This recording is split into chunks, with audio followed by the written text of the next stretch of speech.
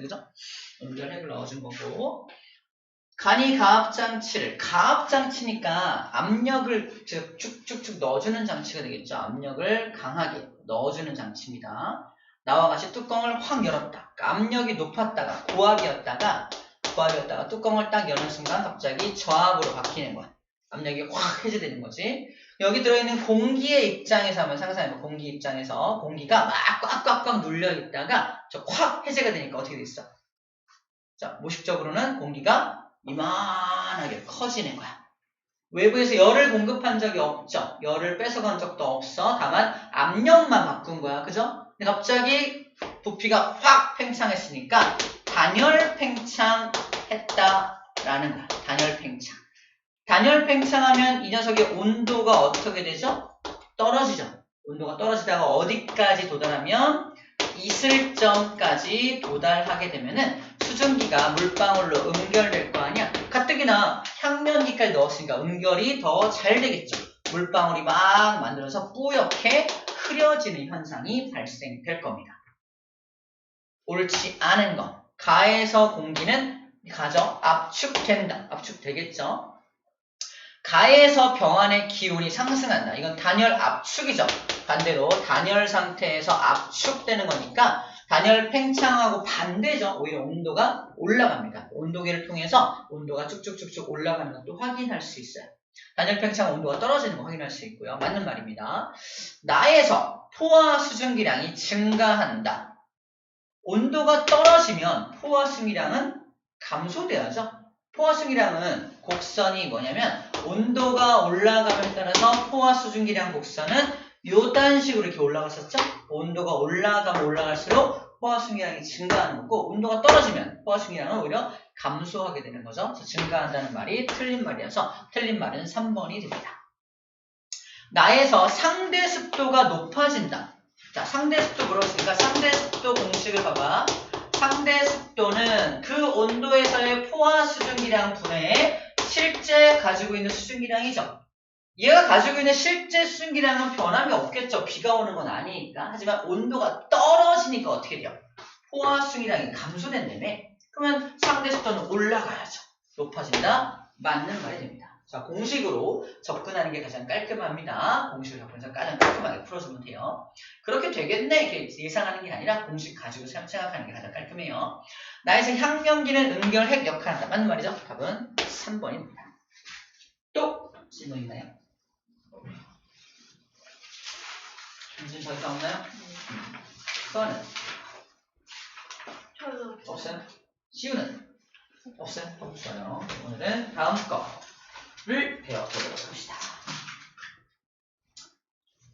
날씨의 변화.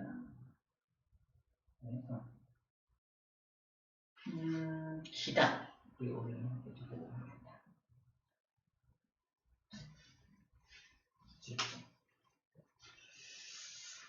자, 그러면은 끊고 기단 설명을 할게요. 이어서 있다.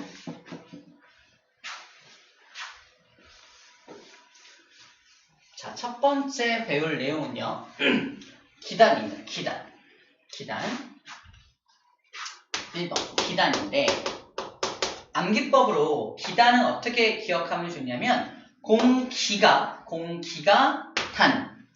단체로 모여있는 거야. 공기가 단체로 모여있는 걸 기단이라고 해요. 쉽게 말하면 우리나라 주변에 4개의 기단이 도사리고 있습니다. 왼쪽에 있는 기단, 왼쪽에 2개 기단이 있고요. 오른쪽에 2개 기단이 있죠.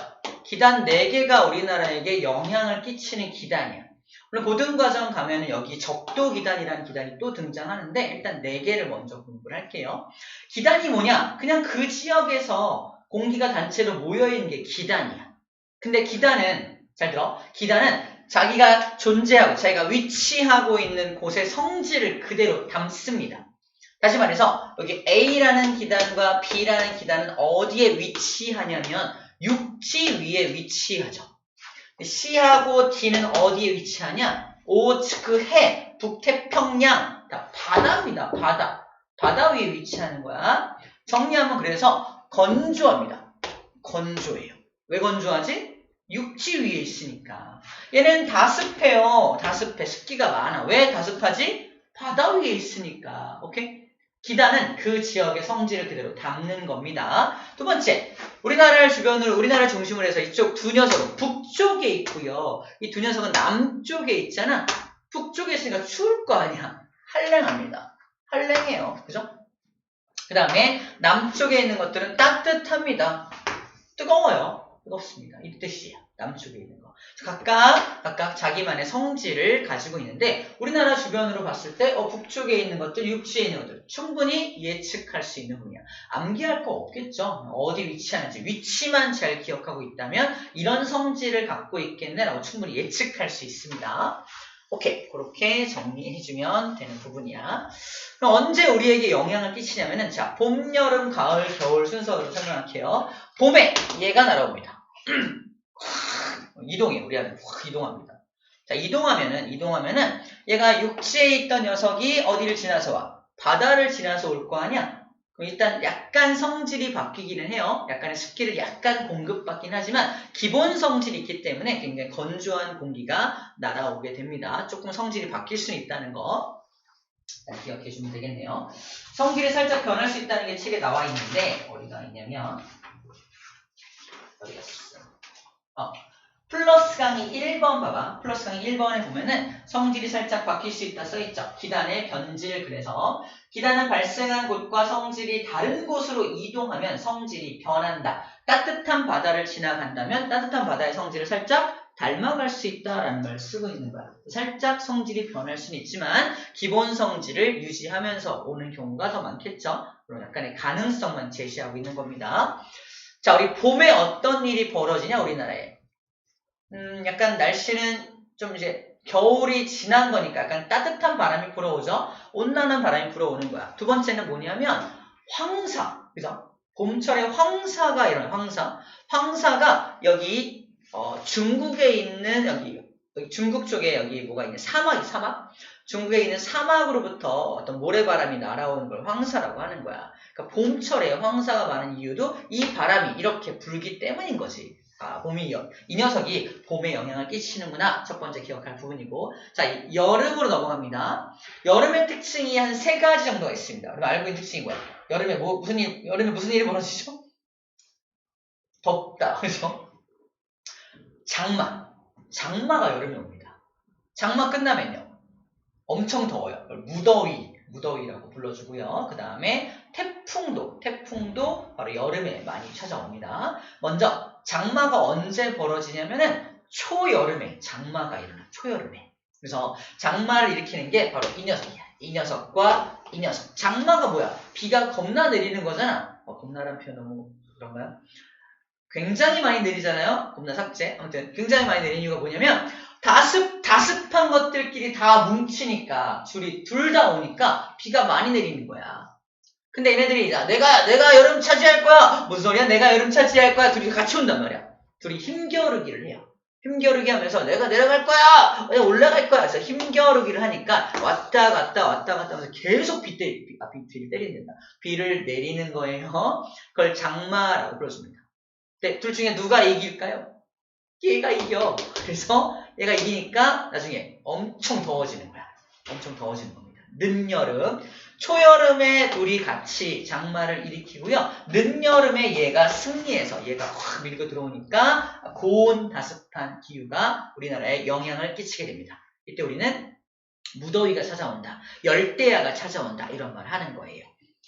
습기가 많다 보니까 불쾌지수도 막 올라갑니다. 습도가 높으니까 뜨겁고 습도가 높다. 후덥지근하다라는 말이 여기서 나오는 말이에요.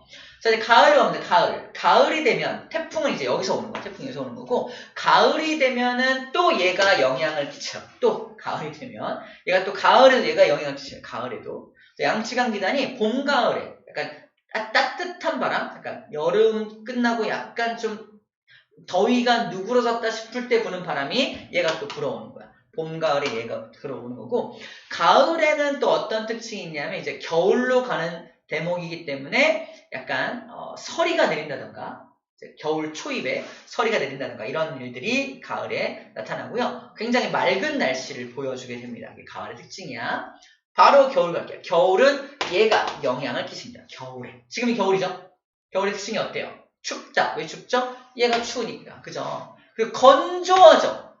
쌤 맨날 아침마다 온몸에 크림을 발라야 돼요. 안 그러면 건조해서 막 몸이 따끔따끔 거려요. 경험 본 적 없나요? 그래서 항상 그 크림을 바릅니다. 크림. 아이스크림 발라요. 뻥이에요. 크림 발라요. 크림 바릅니다. 그게 건조하기 때문에. 그래서 겨울철에 건조한 이유가 바로 이 녀석 때문이야. 건조하니까 막 정전기도 막 일어나죠. 정전기 우리 배웠을 때 정전기도 일어나는 게 건조할 때 더 많이 일어납니다. 얘가 영향을 끼치는구나. 겨울의 특징은 한파, 엄청 춥다. 그죠? 폭설, 뭐 이런 것도 내리고 겨울에 그런 특징을 가지죠. 자, 이런 것들이 기단이다.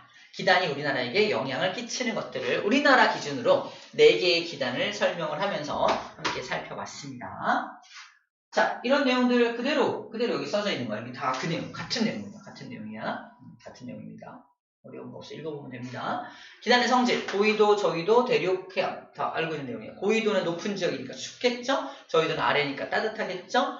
대륙은 건조할 거고요. 해양은 습기가 많겠죠? 그 얘기를 해주고 있는 겁니다. 오케이. 됐어요. 기단이 뭔지 설명을 했던 부분입니다. 끝났어요. 기단 끝. 공기가 단체로 모여있는 거야. 자, 이제 전선에 대한 얘기를 할 건데, 전선은 이게 전선이야.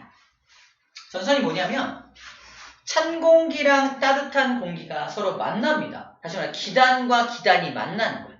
그럴 수 있겠죠? 기단들이 곳곳에 배치되어 있으니까 기단이 밀려오면 다른 기단은 밀려나고 이럴 거 아니야. 기단과 기단이 만나는 중이야. 자, 근데 화살표를 잘 봐. 화살표를 보면은 지금 찬 공기가 화살표가 그려져 있죠. 뭔 소리냐면 찬 공기가 좀 더 힘이 센 경우야. 찬 공기가 힘이 세서 밀려오고 있는 경우를 표현하고 있는 거야. 자, 여긴 따뜻한 공기가 있는 겁니다. 그래서 문제. 찬 공기와 따뜻한 공기 중에 누가 더 무거울까요? 무거운 건 찬 공기가 무겁죠?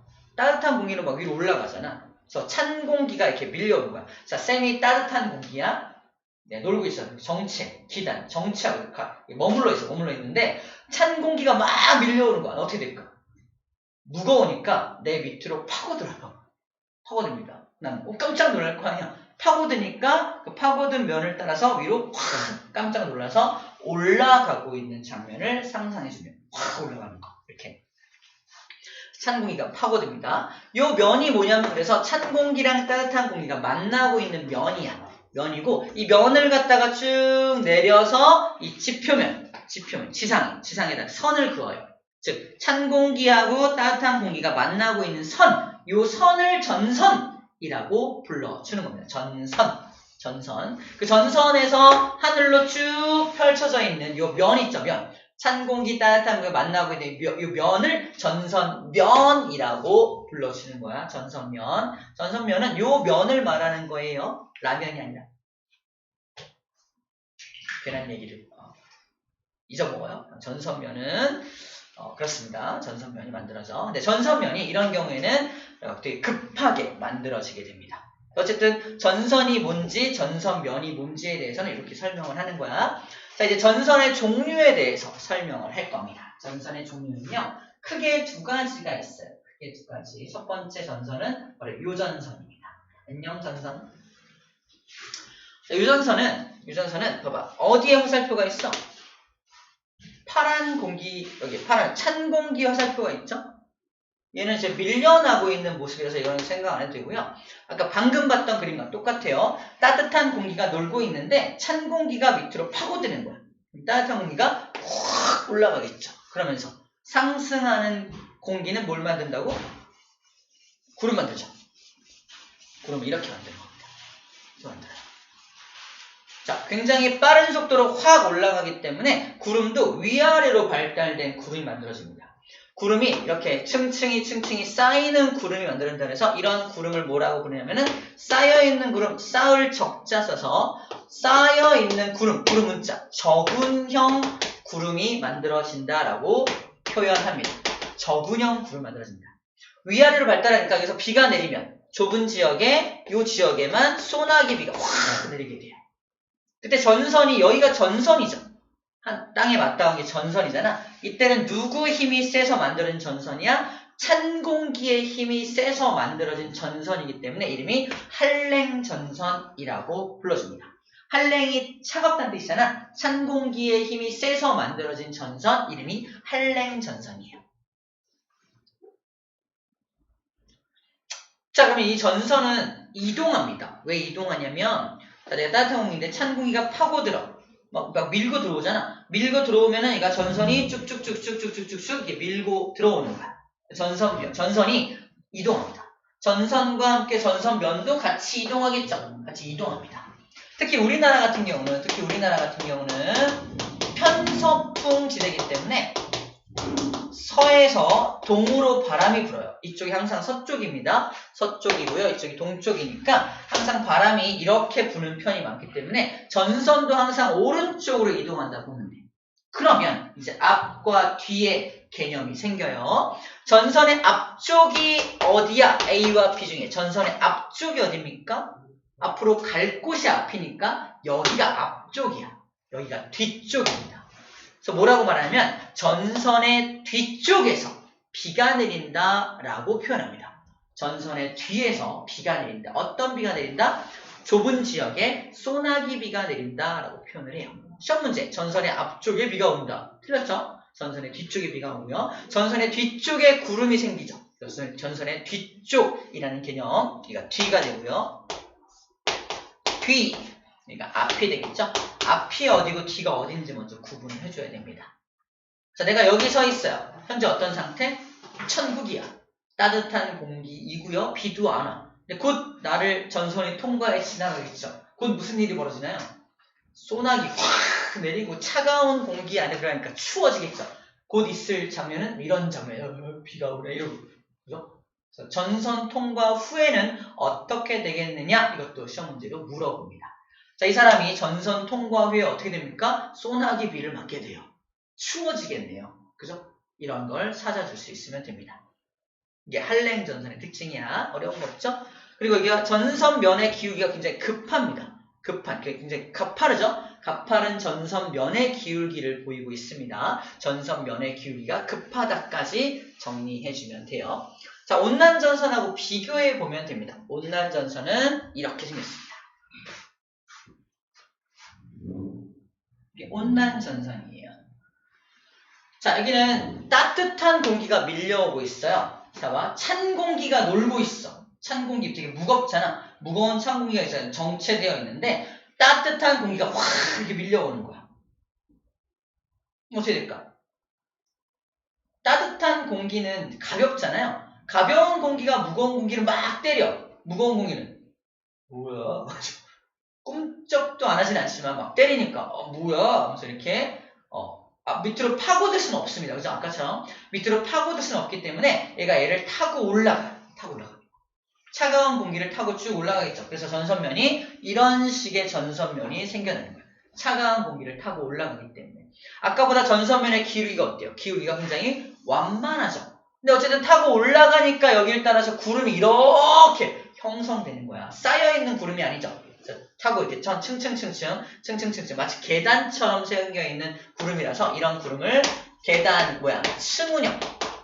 층운형 구름이 생겨난다라고 표현을 하고요. 두껍지가 않다 보니까 소나기가 안 내려. 되게 부슬비가, 이슬비가, 약한 비가 내리게 됩니다. 약한 비가 내려. 굉장히 넓은 면적의 약한 비가 내리게 되고요. 여기가 전선이죠. 전선의 앞쪽에 약한 비가 내린다. 어느 지역에? 되게 넓은 지역에 약한 비가 내린다라고 말할 수 있을 겁니다. 자, 전선이 이동하는데 아까보다 훨씬 느리게 이동해. 느리다.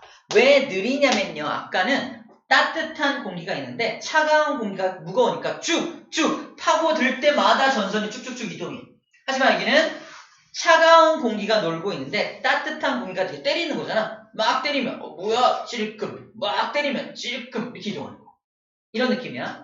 그러니까 차가운 공기는 파고들지만 따뜻한 공기는 파고들 수가 없기 때문에 막 때리면 조금씩 찔끔찔끔 이동하는 장면을 상상해 주면 돼. 그래서 느리게 전선의 이동 속도가 좀 느린 게 온난전선의 특징입니다. 이름이 온난전선인 이유는 따뜻한 공기가 더 힘이 센 녀석이기 때문에 온난하다, 온난전선이다 라고 표현을 하는 겁니다. 마찬가지로 내가 여기 서 있어. 현재 어떤 상태? 추워. 이슬비를 막 맞고 있어. 전선 통과 후에 어떻게 되죠? 천국이 찾아오죠. 그죠? 따뜻하고 비도 안 오는 그런 장면이 이제 찾아오게 됩니다. 그래서 그런 내용까지 정리하면 되겠어요. 자, 이렇게 하면 전선에 대한 내용까지도 다 정리가 됩니다. 이쪽이 앞쪽이고 이쪽 뒤쪽이면 또 알겠죠? 앞뒤도 구별할 수 있습니다. 앞과 뒤도 구별할 수 있습니다. 자, 이렇게 되면 전선을 다 배웠어요. 자, 기호를 볼게요. 기호. 아까 한랭전선 같은 경우는 기호로 어떻게 그리냐면은 파란색 기호가 이렇게 그린 다음에 한랭한, 즉 파란색으로 차가운 공기가 힘이 세니까 뾰족하게 하면은 이제 한랭전선을 표현하는 거고, 온난전선 같은 경우는 따뜻한 공기가 힘이 센 거니까 여기 나와 있듯이 동그랗게 반원의 형태 이렇게 그리는 게 온난전선을 표현하는 기호가 됩니다. 한랭전선, 온난전선의 기호예요.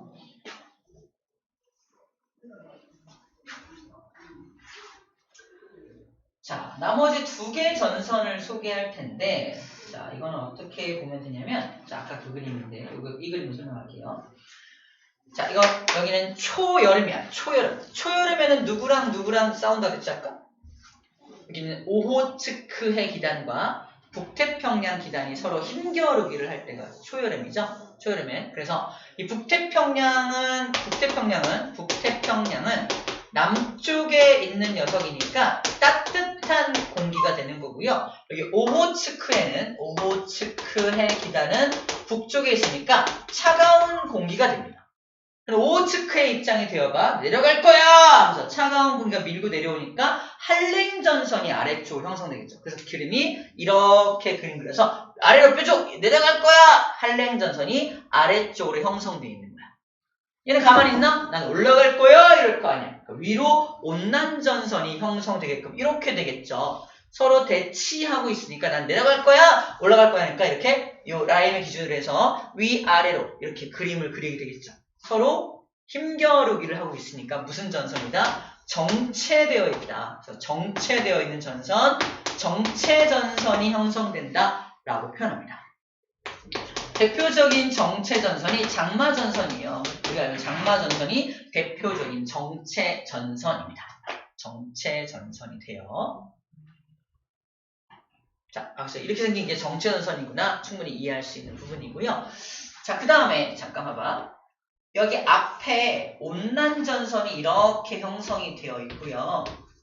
동시에 뒤쪽에 동시에 한랭전선이 형성된 녀석을 좀 이따 배울 건데, 이런 게 있다면, 자, 한랭전선은 굉장히 빠르게 움직이겠죠. 근데 온난전선 어때요? 굉장히 느리게 움직입니다. V는 속도를 뜻해요. 속도가 느리다. 그럼 잠시 후에 어떤 일이 벌어질까? 얘가 얘를 따라잡겠죠. 한랭전선은 차가운 공기가 힘이 센 거고요. 온난전선은 따뜻한 공기 힘이 센 건데, 얘가 얘를 따라잡으면 뒤에서 얘를 푹 찌르겠죠. 뒤에서 푹 찌른 모습을 굳이 그림으로 그리면 요딴 모습이 되겠죠. 같은 방향을 바라보겠죠. 이 녀석은 빡 따라잡으면 차가운 공기가 힘이 센 것도 아니고 따뜻한 공기가 힘이 센 것도 아닌 둘이 따뜻한 공기와 차가운 공기가 만나게 되는 거니까, 그 두 세력이 만나게 되는 거니까 힘이 완벽하게 상쇄돼서 사라져버립니다. 전선이 사라져버려요. 둘이 빡 만나는 순간 전선이 사라져버립니다. 얘는 힘겨루기를 하는 전선이지만 얘는 뒤에서 한랭전선이 온난전선을 덮쳐버려서 완전히 없어져 버리기 때문에 곧 없어져 버릴 전선, 그래서 폐자, 다들 폐자야. 전선이 사라진다. 그래서 폐색이다. 폐색전선이라고 불러줍니다. 폐색전선의 그림과 정체전선의 그림이 조금 방향이 다른 것만 잘 확인해 주면 될 것 같습니다. 됐나요? 오케이. 이렇게 하면은 되겠네요. 자, 그러면 실험 하나만 보고서 바로 문제 풀 수 있겠다. 이 실험 봐봐. 이게 뭐냐면요. 한쪽에는 찬물을 받아놓고 한쪽에는 따뜻한 물을 받아놓고 누가 찬물인지 따뜻한 물인지를 구별하기 위해서 파란색 색소, 빨간색 색소를 넣어놓은 거야. 그 다음에 칸막이를 들었어. 딱 들면 어떻게 되겠어요? 둘이 섞이겠죠?